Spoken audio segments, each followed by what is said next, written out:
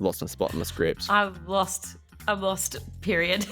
There's books over here, and you need to open the books with wands. I don't know if the wand's helping me. I just want to call out that this segment is called Dale Explains Crypto Poorly. It's very complicated. I did what I said on the label. Hi, and welcome to The Big Con, the podcast dedicated to demystifying and simplifying the world of strategy, exploring its impact on businesses and individuals who've either harnessed it for success or perhaps missed the mark. I'm Emily, Harvard degree candidate. I am Dale, big business nerd and self-proclaimed content aficionado, and full disclosure, a little bit tired. We are bringing you in on the con, sharing the valuable lessons from both the failures and triumphs of those who've come before us.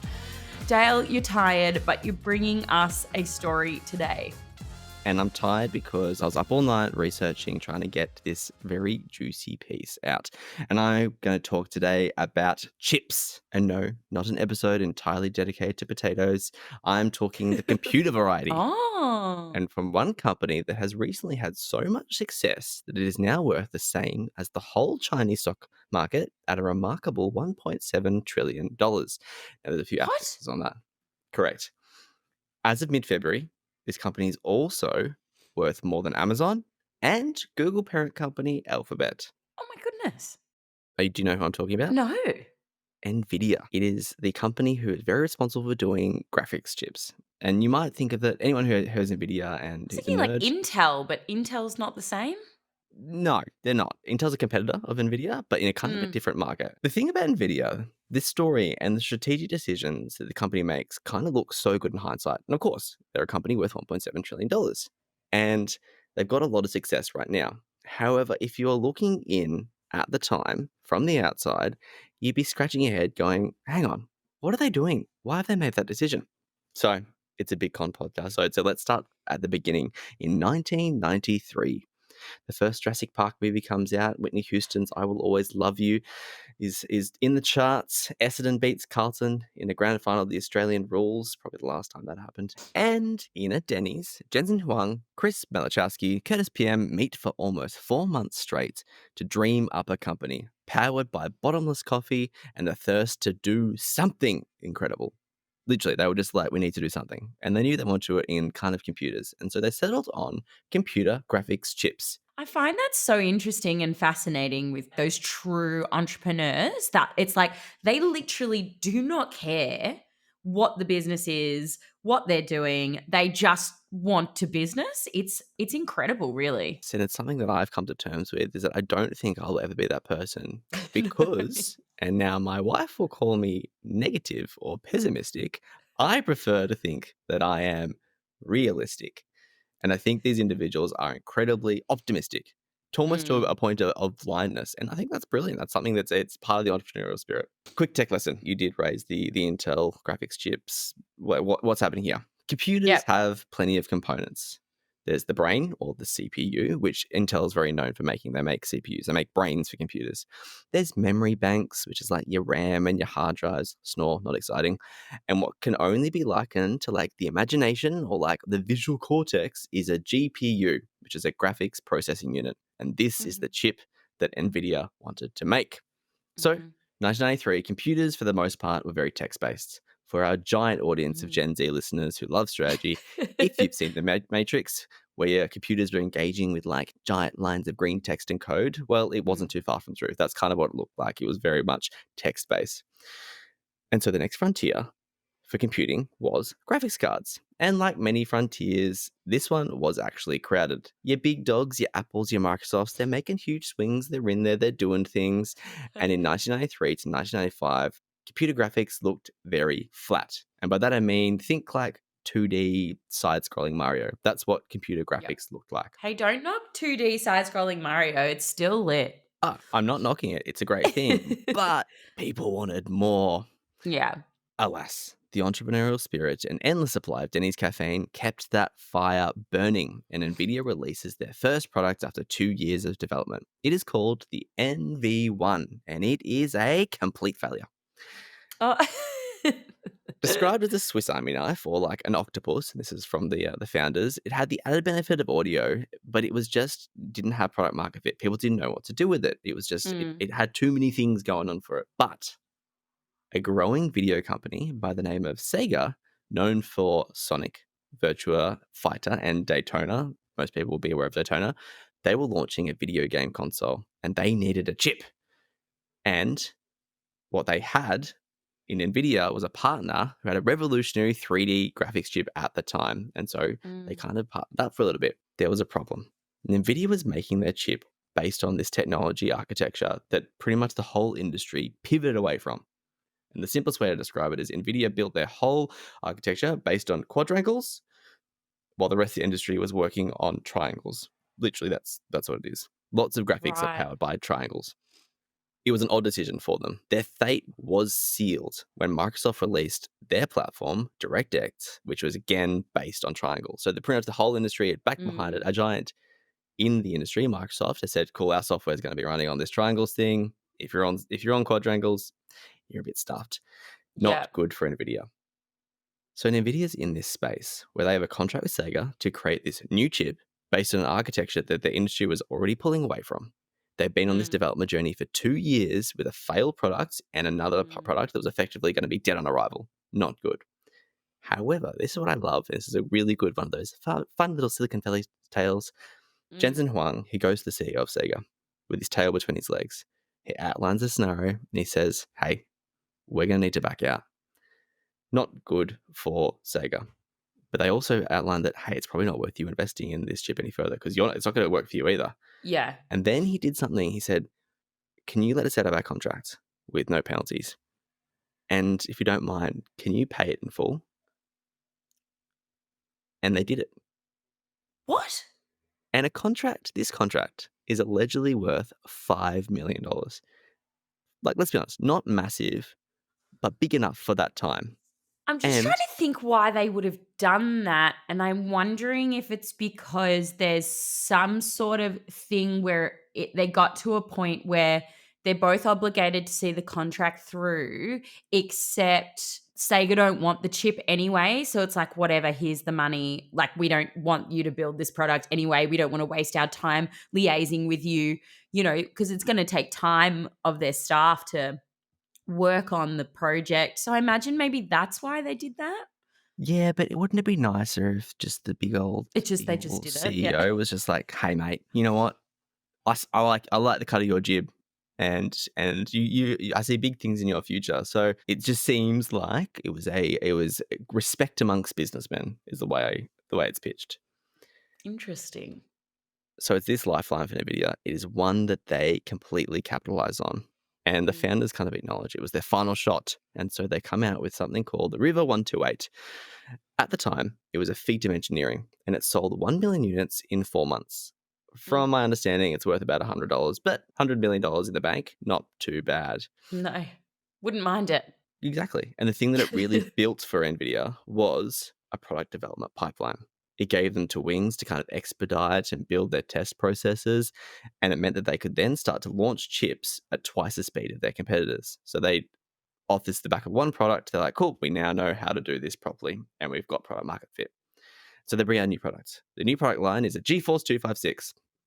Now, there's a whole lot of tech jargon. I'm not going to pretend to understand it. But from my guess, what they had produced was a programmable chip. So the other one was less programmable, and this is more programmable. And it arrived at a really brilliant time where video game popularity was exploding. Described as a canvas for gamers, it changed blank slates that enabled colors, textures, and 3D graphics. 1999 comes along, and Nvidia lists on the stock market. And in a really interesting twist of fate, remember Microsoft, who almost tried to kill Nvidia accidentally through going, "Hey, we love triangles." Well, they've tapped Nvidia on the shoulder to put their chips in the Xbox. So all of a sudden, Mm. Microsoft is entering the market with a brand new gaming platform, and Nvidia's chips are inside the Xbox. Mm. 2001, Nvidia's market cap explodes to $6 billion, but competitors are on their heels, and the year following, it's relegated to about a fifth of that price. Mhm. Innovation is hard.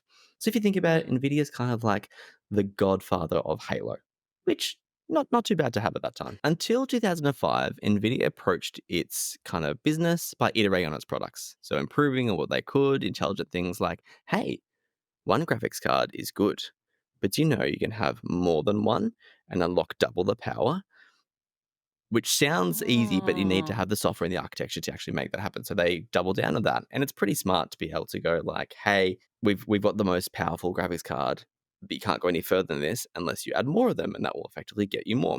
So a great way to increase sales and a key Mm. feature in their eventual success. It's a less odd decision and it'll be revealed soon why. But they're almost limited by the size of the video game industry, one that's known to be quite shaky. A callback to our episode on Lego Universe back in season 1, standard case study for what can happen in that space.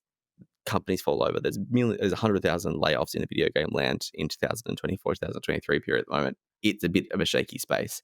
And so to be tied to that caravan, you're limited. So they're looking for other pastures. And what is next? A thing called CUDA, which is a compute unified device architecture. That's what's next. Of course. Yeah, obviously. But it's a Stop. way in which they could use the technology for things outside just rendering games. So they're like, cool, well, we've got this super powerful chip. It does the gaming thing, but what else can it do? And the other things Yeah. it can do were CT reconstructions. So they were able to provide a use to the medical fields, image processing, molecular dynamics. There's Mm. stories of these like giant arrays of powerful chips being cooled down by pedestal fans, and it's giving people supercomputers in their cupboards. The market loves this. And in Mm. 2006, Nvidia's market cap rose to $19 billion. Very good. And through the GFC, it kind of stabilized around about 11 billion in 2009. So they're going all right. And Nvidia is cooking up something big M. Any guesses on what this big thing that Nvidia is cooking up or about to step into? You can't open a social media platform without hearing reference to it. What? Artificial intelligence. Oh. Just a note, I can open a social media platform with like and not hear about it. I think it might be your algorithm. I feel attacked. That's why I was like, what could it be? Makeup? Doesn't align to this story at all. Yeah. So, through a combination of the buying multiple graphics cards and putting them all together and this whole CUDA thing, research teams in like universities and like dorm room environments, they were making supercomputers. And they could start doing things like image recognition and much, much more. Mm. Nvidia is faced with a choice: stick in the video game market, which is growing for all its flaws, and currently it's worth about $300 billion, not too bad, or head down this new, utterly unfounded path. And what do? They committed to AI. Mm. Seemingly odd decision, number 3, because at this time, it's a giant cost to the company. And they're going okay, but they're not in a point where they can completely revolutionize and overturn their business. Mm. New humans, new skills, new products, brand new ways of working on something completely unfounded, risky, particularly when you've already got a really successful product and a decent market path. A strategic pivot to AI and deep learning, investing in a software ecosystem, and again, that looked really strange from the outside, but it was going to pay off big time. Now, before we jump into the AI boom, which we've covered a little bit on this podcast in this season, here's a quick reprieve to talk about cryptocurrency, something else that used to be in my feed a lot, but it's not because the crypto boys are taking a hiatus. This will be our first mention of Bitcoin, I'm pretty sure. And for anyone Yeah. playing at home, strap into Dale Explains Crypto Poorly. For all you crypto nerds out there, I'm so sorry, but here we go. Little quick rundown of Bitcoin. It operates on a blockchain. Imagine the blockchain is a massive communal ledger in a library where each block contains a story, transactions. They're locked away in a magical chest. And to work out what's happening with that ledger, aka who has what on the blockchain, there's a process called hashing, which is like the spell used to lock and ensure the story hasn't been tampered with. Cryptographic puzzles are the intricate locks on the chest, returning a specific magical key solution to open. This is all completed by miners who are like wizards in this story, who are constantly crafting keys to unlock new chests, adding their books to the library, and in return receiving a token of application from the library, which is cryptocurrency rewards. All very well, but something is needed to do these spells. and it's a wand. And in this story, the wand is graphics cards. I'm lost. There's Period. books. There's books over here, and you need to open the books with wands. The wands are graphics cards Why do you need a graphics card because the as way in part of which blockchain? it's a mechanism to decipher the puzzles that are made to open the blockchain. Sure. Okay. Imagine it's like a bunch of people Yep. who are like okay at crosswords. Okay. And then you're like, hey, I've got Steve. Steve is amazing at crosswords. He can do them really Yeah. fast. Steve is the graphics card in this example. Is more metaphors helping? And why do we need to unlock it? It verifies it. Sure. Yeah. Okay. So it's verification. Correct. Unlocking equals Got it. verification. We got there. It's very complicated. I was going to do a blockchain episode and I backed out completely. And I just want to call out, this segment is called Dale Explains Crypto Poorly. So I did what I said on the label. No, I think I understand how the graphics cards work now. That makes sense. And the more of them you have, the more unlocking you can do, the more puzzle solving you can do. So people are buying these things up in mass. Hundreds of them, thousands of them. Right. There is and these people are the blockchain bros, like not companies. They're called hashers or miners. So like blockchain miners. So there is companies who are spun up like this. There's giant warehouses out in the middle of nowhere powered by solar arrays and giant fans of just thousands of graphics cards doing these puzzles to unlock and mine more Bitcoin. And it drives up the price of graphics cards through the roof, and it creates a scarcity. Sure. And the people that want to do good old-fashioned gaming can't. So how does Nvidia respond? Well, they actually protect their market, and they release a product that still does all the excellent video game stuff, but it doesn't do the hashing or the spells. So it's like a dodgy wand. I think it's genius. All of a sudden, you've got two SKUs, you've done it by crippling a product. It's very smart. They also tried to buy a competitor in ARM or ARM, which failed. So it's not all sunshine and roses for them. Yeah. Well, you can't go from hit to hit to hit. There has to be some. You gotta take some. Yeah. Punches. Okay. Yeah. So of course, right now, 2024, that's where we're at. AI is hot. Every company's offering an AI flavor of whatever they're doing now. You can't brush your teeth without the option of a chatbot powered toothbrush unless you're M and you've managed to avoid the onslaught of Terminator. They're like, oh no, she's in her mid-30s. She doesn't want to know about new technology. She's too busy Googling her pantry. Yeah, I get all of the, Tupperware stuff, that's for sure. And all the Amazon household hacks. They're pigeonholing me, Dale, and I'm hook, line and sinker. Huge swaths of Tupperware fall behind her. In 2016, Nvidia didn't know how good AI was going to be.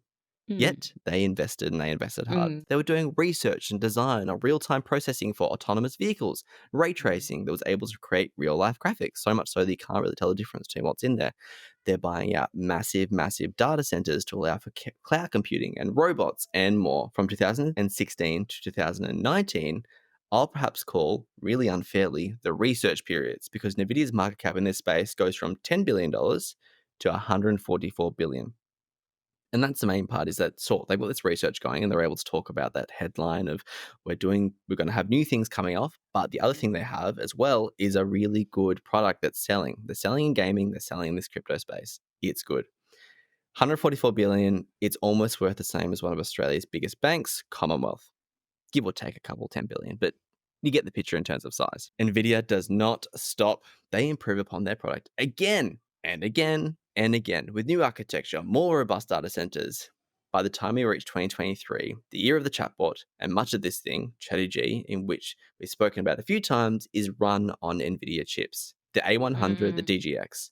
OpenAI and Nvidia have quite a collaborative relationship for now.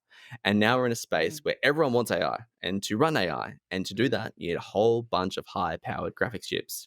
Nvidia, they clear the $1 trillion and keep on going. And as of now, it's just shy of 1.7 trillion. Silly. Jeez. So yes, it seems from the news articles and the proliferation of Nvidia articles across the various finance platforms and business blogs that they've made it big overnight. But this is a 30-year journey. It's a Mm. 30-year journey of taking swings, making intelligent product decisions, and riding the waves. Mm. Good on him. Em, let's Yep. take a break and Yep. see if we can learn from a giant graphics chip maker. I promise there are lessons in here for everyone. And welcome back. Now, before we jump into our thoughts, I want to introduce a law. And a law Okay. called Moore's Law. It's a concept that gives, in my opinion, all these tech companies the cojones to make these wild, risky bets. Mm. In 1975, Gordon Moore stated that the number of transistors on a microchip, so the things that power every single device Mm. from our toaster to our phones, that these microchips, the transistors on these microchips, would double approximately every year. And for the most part, he has been right. It's why tech keeps improving. Mm. We, as a society, fit more and more transistors onto microchips. We give them more Mhm. power, we improve upon them. Mhm. There's also a second law that states that the process required to get these transistors on the chips becomes more expensive too. Still, we find efficiencies in the technology. So the thing that was once very hard becomes less hard and less expensive, and so forth and so forth. It's why computers that could barely print a single word used to fill whole entire rooms. And now we have incredible tools that can call, calculate, go to OnlyFans, and play music in our pockets.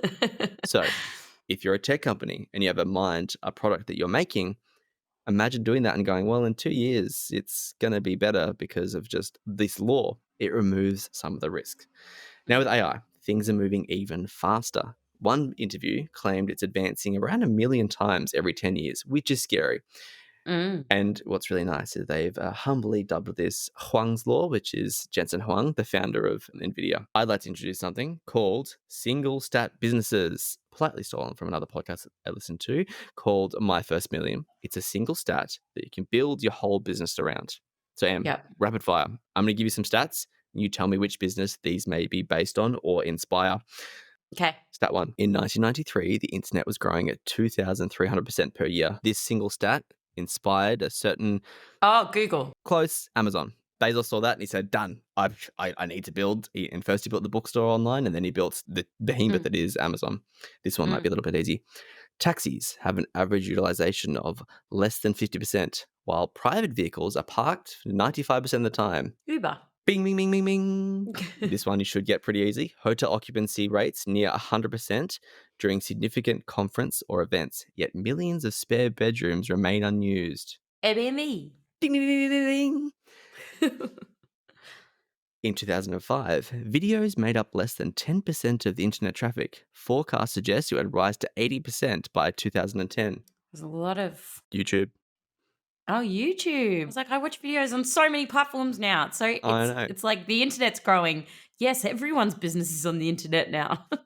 You need video, M. In the mid 2000s, over 70% of online music was downloaded illegally. Be like iTunes or something like that, or Spotify, or Hey, Spotify. yeah, Adult diapers will exceed infant diapers in China by 2025. absorbent panties or something. All right, bit unfair. This isn't actually a business, but much of the population on Earth is like developed nations. They're aging really quickly. So for me, free business advice, anyone listening, invest in aged care because we're all getting Mm. older.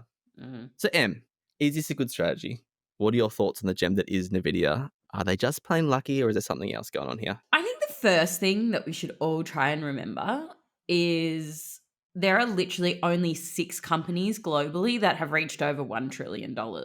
This kind of success, while it absolutely should be studied, it's almost unattainable. It's right place, right time, right market research, right this, right that. However, there's still a lot that we can learn because obviously they did a lot right because there was a bit in the beginning when things were quite precarious and they could have been taken over. They've obviously done a lot to hold the market as their own. I think there are maybe a few things that I can identify that we can pull out of here that we can learn from and achieve some success. You know, maybe just a cheeky mill or a cheeky bill. I don't know. Like Trillion seems As always in wild. this, I would love like $50 right now. That'd be great. Yeah, just Someone pay just my a petrol. nice little fitty. One of the things that I think that they did really well is, and probably earlier than it was a really widely known business concept, is pivoting. They understood the market they were playing in and the twists and turns that were happening. They understood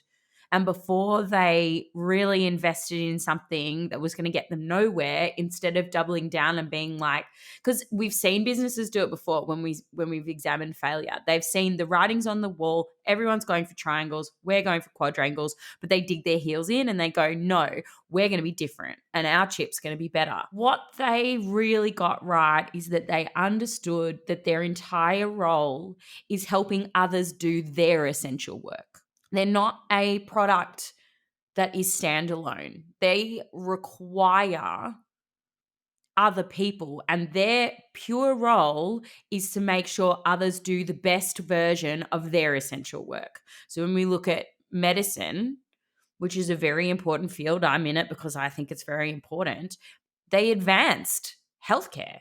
That's huge. And they helped the doctors do the best version of their work that they can do. Video games might not be seen as important, but I'll tell you what, they're a hoot and a half and they help a lot of people in terms of mental health. And graphics and looking at the beautiful art is all part of it. They helped people do their essential work and they understood fundamentally that that was their role. And then once they had cornered a market, they went, right, who else might need our product for their essential work? They didn't remodel the product until they came to a problem. Their people weren't able to do their essential work. When the hashes came in, it stopped the people being able to do their essential work because they couldn't get hold of the product. And Nvidia, more than like, that sounds like a really lovely thing to do, but from what what I can see in terms of their business strategy, they probably just identified that if they can't get an Nvidia chip, then there's going to be some other little plucky upstart that's going to come through with a chip and replace the market option. So they go, well, right, we've got to eliminate that, but we don't want to cut off the market of the hashes, because if they can use the chip, then great. But we do not want to stop, because our entire business fundamentally helps others do what they need to do. We're not a standalone. No, I'm not going to buy a chip and just have it sitting. Like, it does nothing for me. I don't need it. The classic thing around in a gold rush, don't be the person hunting for gold, be the person selling shovels. And that's what they're doing. Yeah. They're selling Yeah. shovels regardless of what it is. They're saying, cool, Yeah. video games are over there. Well, to play it, you need our fancy little thing. Want to do Yeah. some Bitcoin mining? Here's our fancy wands. Or Yeah. guy who's good at crosswords. If you want to do AI, you need our giant data centers. Yeah. The other thing I'll coin is, yes, they pivoted, and I think they do pivot smartly all the time. They did it in a way that didn't alienate or destroy their fundamental businesses already there. Nvidia is synonymous with graphics cards and making really good high-end quality games. Everyone goes, cool, I need to make a game. I need to play a great game and want to look good. I'm going to go Nvidia. Yeah. But they're doing that while also capturing this other market. And I think because they didn't they didn't start selling cereal or watches. They were like, cool, this is within our field of what we're good at. It's just a few steps away from what we're going. Yeah. So it's not a giant pivot away. No, they have one product. It's a very intelligent way to do things. 100%. And it's like, their product can be the best product ever because they're not diversifying, but they're diversifying the market in which can utilize the exact same thing with like a couple of tweaks, maybe. What I'm fundamentally trying to say is that they knew what their mission was and they knew who their customer was the entire time, and they never lost sight of it. And so when it comes to decision making, and it's like, okay, especially when we look at sort of the AI risk, yeah, that's a huge risk and we're going to invest all of this sort of stuff. But I imagine that they had a pretty good understanding of the market and a pretty good understanding of technology and where it was going. And so it was maybe a little bit of a safer bet, not to mention if AI doesn't kick off, we still need x-rays and we still need video games and we still need, so I think AI for them, AI investing in that was probably less of a risk, because if they get left behind, they're cooked. They're done because someone else has got a better chip and they're out of the market. So it's actually in their best interest to take those risks in moving the market forward themselves. And I guarantee that their main aim in that boardroom in 2016 wasn't to be like, we're going to create a chatbot. That's what we're all here to create the world's best chatbot and people are going to create Harry Potter fan fiction with it. That wasn't the thing. But there was definitely, to get to that point, which has obviously given them the headwinds, has been able to support them in all the other things they've been doing in that space. So it was just a lovely little sweet one on the road. Which actually brings me to the other thing that I really want to highlight about They have invested in relationships within the market, which is absolutely brilliant because, of course, then they're the people in the room when people are starting to talk about AI. I know if they're walking away being paid, was it $5 million? with Sega. Yeah, without delivering anything, they've got a good relationship there and they're Mm. good relationship builders. Not to mention, they recognized that partnerships are their entire business. And so they built those relationships. They made sure that they understood the needs of the people that they worked with. And then by making sure that they are, connecting with the people who are advancing, then they're in the room when those conversations occur and they can pivot because they know about it, because they're already friends with and yeah, friends, It's nerd parties. There's giant nerd parties. but nerd parties. But what I do know is that they're always there, they're always supplying, they're always getting it right. And a lot of that would come from information that they would get from other people who are making the decisions. Yeah.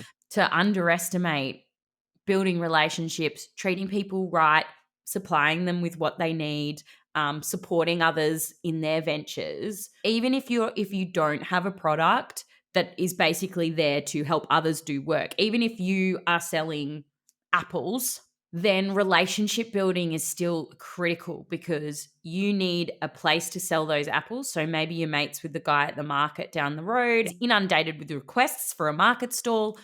If you've got a relationship, you're going to get that market stall every time and you're going to be able to sell those apples to your consumer. So, understanding what relationships you need to invest in and connect with, and also the benefits of getting to know people in your area. And it's very undervalued, but I don't think without those relationships, I do not think they would have reached over $1 trillion.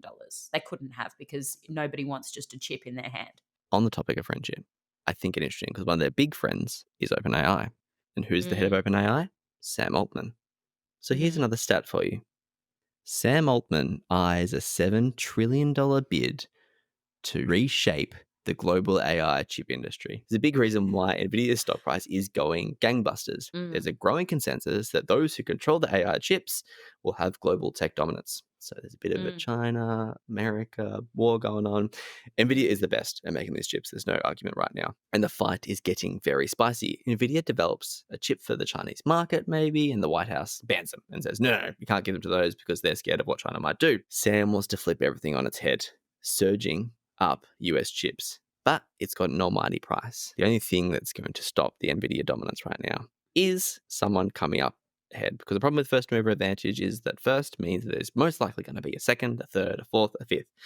And so Mhm. I'm very interested to see who comes up next with the new solution or something new, because it will happen. We've spoken about it before. Mhm. There's usually someone in their garage who's just certain on the next thing. I Yeah. wonder what happens when Nvidia loses their first mover advantage and there's a new way to arrive on the same solution we've got now, because I think it'll happen. I agree. Although $1 trillion is pretty powerful. Yeah, but you know what's bigger than $1 trillion? $7 trillion, and that's what Sam Altman wants. He walked into a boardroom and said, "Just seven, Yeah. just the GDP of most developed countries." I mean, if they are friends, maybe Nvidia's involved. I'm just excited to see. Our grandparents, if we said that, oh, yeah, I'm just talking to my friend Dale, who's about 40 kilometers away, and we're recording that we're going to then distribute to people around the world. And we do that every Friday morning. They'd be like, what?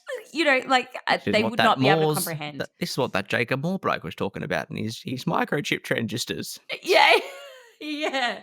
So, who knows? But there are ebbs and flows in businesses for sure. But you're right, it was a 30-year build. Who knows what they're planning as well, what other industries they're planning to penetrate. And, if they're already got their foot in the door with AI, they might win the 7 trillion. You heard it here first. Perhaps incorrectly, but there you go. Well, listeners, there you have it. You now understand a little bit more of the con, and we hope that you've got your hat in the ring for that 7 trillion. If you haven't already, please subscribe to the Big Con podcast. It not only supports us, but means you will get all the latest episodes straight to your device. Do not keep all the fun to yourself either. Share the con around your mother, your aunt, your best friend's brother. Tell them to check us out on all of their favorite podcast apps. For further details, head over to our website, thebigconsultingagency.com, and sign up to the mailing list. Bye for now.